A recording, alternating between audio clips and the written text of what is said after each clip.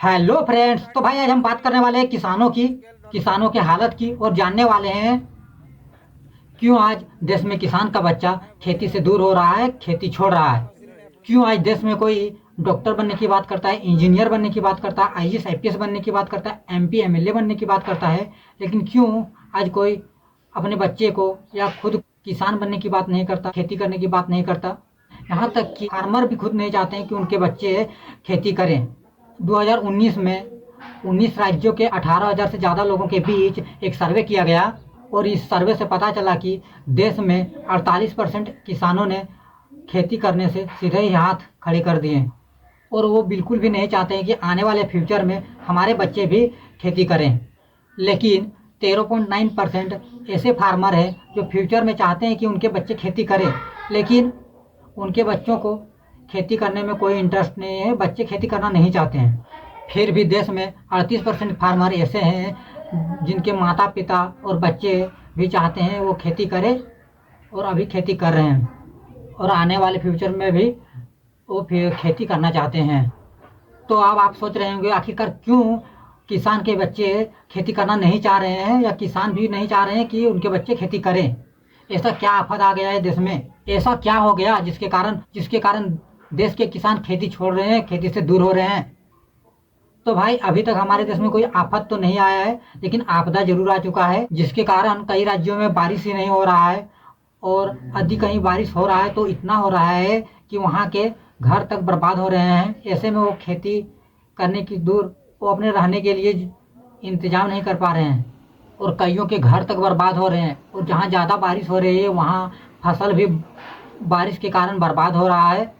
देश में 60 करोड़ लोग ऐसे हैं जो सीधे ही खेती से जुड़े हैं, और कभी ना कभी उन्होंने खेती करा है, लेकिन 60 करोड़ लोग सिर्फ खेती से जुड़े हैं।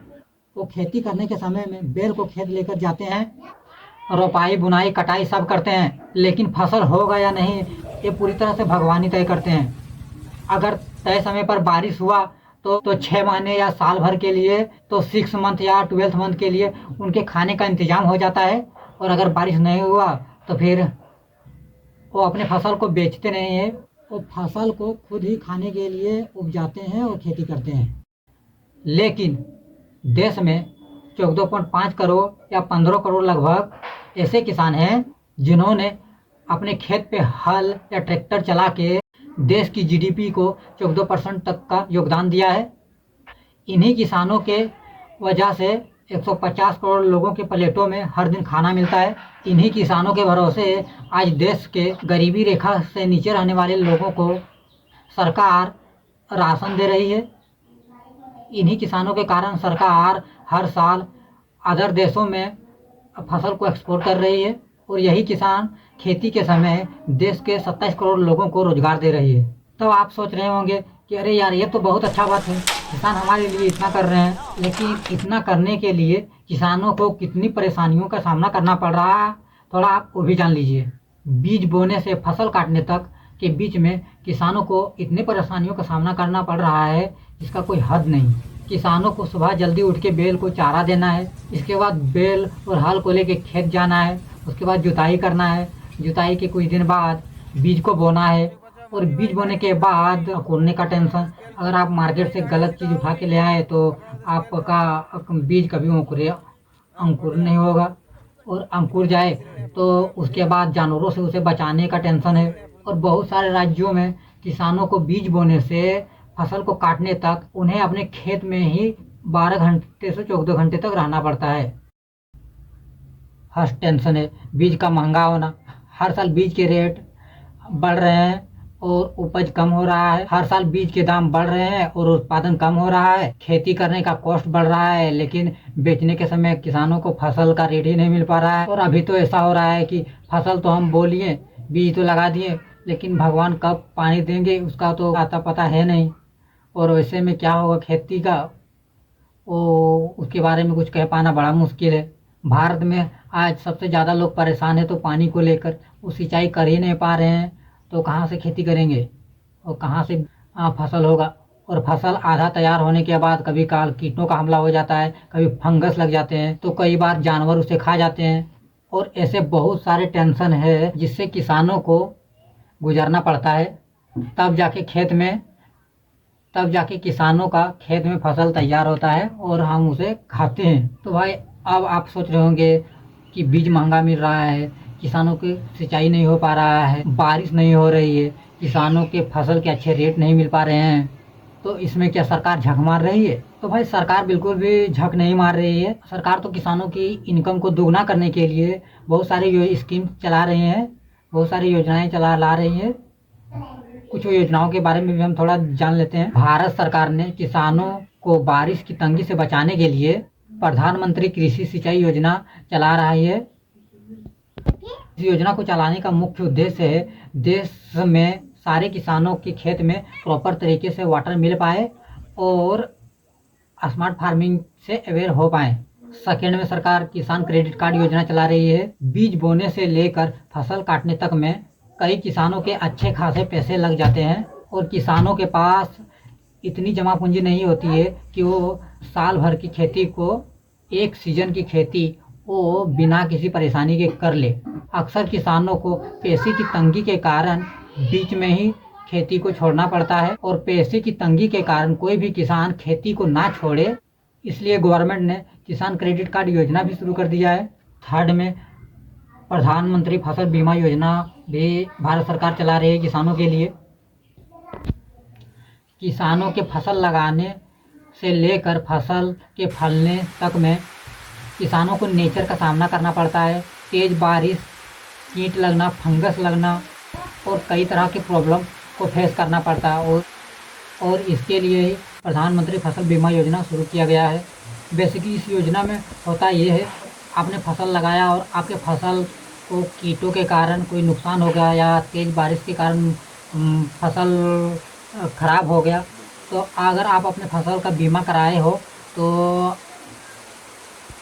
तो आपके फसल बारिश के कारण जितने भी ख़राब हुए हैं उसका भरपाई सरकार करेगी या फसल बीमा योजना के तहत करेगा। और बहुत सारी योजनाएं भारत सरकार किसानों के हित के लिए चला रही है, लेकिन इससे भी देश के किसानों को कोई प्रॉपर लाभ नहीं मिल पाया है और किसानों को इतने टेंशन को झेलने के बाद भी किसानों ने सिर्फ अभी अपने फसल को बो के सिर्फ काटा है, अभी फसल बिका नहीं है। हमारे देश के किसान बड़े दुविधा में फंसे हैं। किसानों को सरकार के पास फसल को बेचने के लिए सरकार द्वारा तय किए गए एमएसपी पर ही किसानों को अपने फसल को बेचना पड़ता है। इस पर किसानों का कहना है कि मेहनत हमारा, फसल हमारे, तो फसल को कितने में बेचना है ये तय करने का अधिकार भी हमारा होना चाहिए। लेकिन इस पर सरकार का कहना है कि अगर मैं आपसे फसल लूँगा तो कीमत मैं तय करूँगा, आप नहीं। और आपने फसल को लगाने में जो पैसे लगाए हैं उसके 50% मुनाफे के साथ मैं आपसे फसल लूँगा। ये बात सुनकर किसान थोड़ा सा खुश हो जाते हैं। दुनिया में जितनी भी कंपनियां हैं वो अपने प्रोडक्ट को कितने में मार्केट में बेचना है ये तय करने का अधिकार सिर्फ कंपनी के पास है, लेकिन किसानों के साथ ऐसा नहीं है। हालांकि सरकार अपने वादे पे कायम है, तो सरकार भी चाहती है कि किसानों की इनकम बढ़े और 2022 तक भारत सरकार ने किसानों की इनकम को दोगुना करने की बात भी कही थी, लेकिन कितने किसानों के इनकम दोगुने हो गए हैं ये कह पाना बड़ा मुश्किल है। लेकिन अब आप सोच रहे होंगे कि भाई ठीक है, सरकार फसल के रेट तय करती है तो सरकार को नहीं बेचते हैं, मंडी में बेच देते हैं, किसी कंपनी या किसी साहूकार के यहाँ बेच देते हैं। सुन लीजिए, तो भाई ये भी सच है कि किसान अपने फसल को किसी मंडी में या फिर किसी साहूकार या किसी कंपनी को भी बेच सकते हैं, लेकिन मंडी में फसल के भाव की कोई गारंटी नहीं है कि आपका फसल कितने में बिकने वाला है, कैसे क्विंटल बिकने वाला है, रेट क्या होगा, ये कह पाना बड़ा मुश्किल है। क्योंकि मंडी में फसल बहुत ज़्यादा मात्रा में अवेलेबल हो और बेचने वाले हो तो किसानों को उससे अच्छे भाव नहीं मिल पाते हैं, और फसल का मांग बढ़ता है और उत्पादन कम हो तो